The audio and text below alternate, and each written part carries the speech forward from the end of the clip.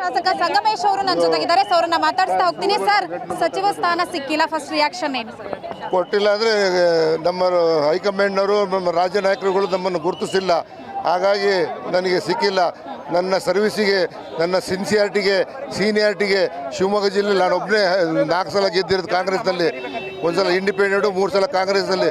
Independent ಗೆದ್ದಾಗ ಕಾಂಗ್ರೆಸ್ನಲ್ಲಿ ಬೆಂಬಲ ಮಾಡ್ಕೊಂಡು ಬಂದಿದ್ದೀನಿ. ಇಂಥ ಒಂದು ಸಂದರ್ಭದಲ್ಲಿ ನನಗೆ ಸೀಟ್ ಸಿಗುತ್ತೆ ಅಂತಕ್ಕಂಥ ಗ್ಯಾರಂಟಿ ಇತ್ತು. ನನಗೆ ಯಾರೋ ಎಲ್ಲ ಹೈಕಮಾಂಡ್ನವರು ರಾಜ್ಯ ನಾಯಕರುಗಳು ಕೈಬಿಟ್ಟಿದ್ದಾರೆ. ಹಾಗಾಗಿ ನಮ್ಮ ಕ್ಷೇತ್ರದ ಮತದಾರರುಗಳು ನನಗೆ ಕೈಬಿಟ್ಟಿಲ್ಲ. ಅವರ ಕೂತ್ಕೊಂಡು ಅವ್ರ ಹತ್ರ ಅಭಿಪ್ರಾಯ ಕೇಳಿ ಅವರು ಏನು ರಾಜೀನಾಮೆ ಕೊಡಬೇಕು ಅಂದರೆ ನಾಳೆ ರಾಜೀನಾಮೆ ಕೊಡೋಕ್ಕೆ ಸಿದ್ಧವಾಗಿದ್ದೀನಿ. ಪದೇ ಪದೇ ಪಟ್ಟಿಯಲ್ಲಿ ಬದಲಾವಣೆ ಆಗ್ತಾ ಇದೆ. ಕೊನೆ ಹಂತದಲ್ಲಿ ತಮ್ಮ ಹೆಸರು ಸೇರ್ಪಡೆಗೊಳ್ಳುವಂಥ ಚಾನ್ಸಸ್ ಇದೆಯಾ? ಇದು ಎಂಥದ್ದು, ಜನಗಳಿಗೆ ಅಸಹ್ಯ ಆಗ್ತಾ ಇದೆ. ನಮಗೆ ಹೇಳ್ಕೊಳಕ್ಕೆ ಆಗ್ತಾ ಇಲ್ಲ. ಒಬ್ಬರಿಗೆ ಅವಮಾನ ಮಾಡ್ದಂಗೆ ಕೊಟ್ಟು ಮತ್ತೆ ವಾಪಸ್ ತಗೊಂಡ್ರೆ ಅವಮಾನ ಮಾಡ್ದಂಗೆ ಈ ಥರ ಆಗಬಾರ್ದು. ಮುಂಚೆನೇ ಯಾರು ಪ್ರಾಮಾಣಿಕರು, ಯಾರು ಹಿರಿತನದಲ್ಲಿದ್ದಾರೆ ಅವ್ರಿಗೆ ಕೊಡಬೇಕು ಅನ್ನತಕ್ಕಂಥ ಪ್ರಜ್ಞೆ ಇರಬೇಕಾಗಿತ್ತು, ಅವರಿಗಿಲ್ಲ. ಹಾಗಾಗಿ ಇವತ್ತು ಅದಕ್ಕೆ ವಿರೋಧ, ನಮ್ಮ ಜನ ವಿರೋಧ ಭದ್ರಾವತಿಯಲ್ಲಿ ಭಾಳಷ್ಟು ಜನಕ್ಕೆ ನಾವು ಉತ್ತರ ಕೊಡೋಕ್ಕಾಗ್ತಿಲ್ಲ. ಪ್ರಚಾರದ ಸಂದರ್ಭದಲ್ಲಿ ಏನಂತ ಆಶ್ವಾಸನೆ ಕೊಟ್ಟಿದ್ರು ಸರ್? ಮಂತ್ರಿ ಮಾಡ್ತೀವಿ, ಗೆಲ್ಲಿಸ್ರಿ ಅಂತ ಹೇಳಿದರು.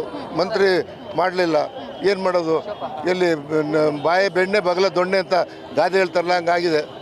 ಧನ್ಯವಾದಗಳು. ಇದಿಷ್ಟು ಕೂಡ ಸಂಗಮೇಶ್ ಅವರ ಮಾತು. ಕ್ಯಾಮ್ರಾಮನ್ ರುದ್ರೇಶ್ ಜೊತೆ ವೀಣಾ ಸಿದ್ದಾಪುರ್, ಪಬ್ಲಿಕ್ ನೆಕ್ಸ್ಟ್, ಬೆಂಗಳೂರು.